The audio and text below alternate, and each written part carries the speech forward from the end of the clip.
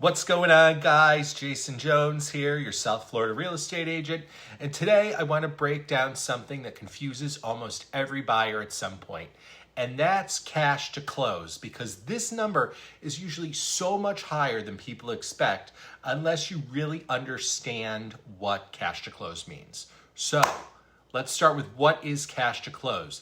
Cash to close is the total amount of money you need to bring to the table on closing day, not just your down payment. And this is where most people get a little tripped up. So what actually makes up cash to close? We've got four parts here. The first part's going to be the one everyone knows, your down payment. Second part's going to be closing costs. It's going to be things like lender fees, title insurance, all the behind the scenes stuff that makes the deal happen. Then you've got your prepaid items. That's going to be things like property taxes, homeowners insurance, sometimes HOA fees up front.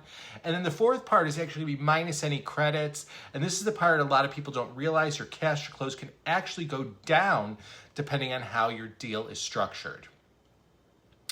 Now, this is where buyers really get blindsided. They think, okay, I've got my down payment, I'm ready, I'm good. Then they get their final numbers and realize they need thousands of more dollars than they had even expected. And now it's getting rushed and stressful and they're scrambling around. And that's exactly what we try to avoid from day one. So here's really the truth. Cash to close is not just a number. It's something we can actually strategize around. This is where having the right agent matters. We can potentially negotiate seller credits, work with lenders on lender credits, structure the deal in a way that keeps more money in your pocket up front. So instead of just accepting the number, we look at ways to improve it. Let me go ahead and give you a real example here. Let's say you are buying a home for, let's say $500,000, and let's call your down payment $25,000.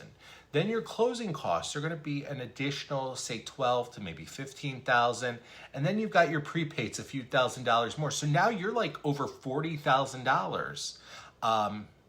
In cash to close. But say we negotiate $10,000 in seller credits. Now your actual cash to close drops $10,000. Same deal, completely different out-of-pocket number.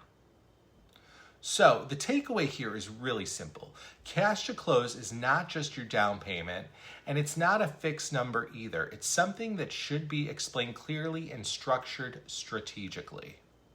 If you're thinking about buying and you just want to understand your numbers before you even start looking, reach out to me. No pressure, no sales pitch.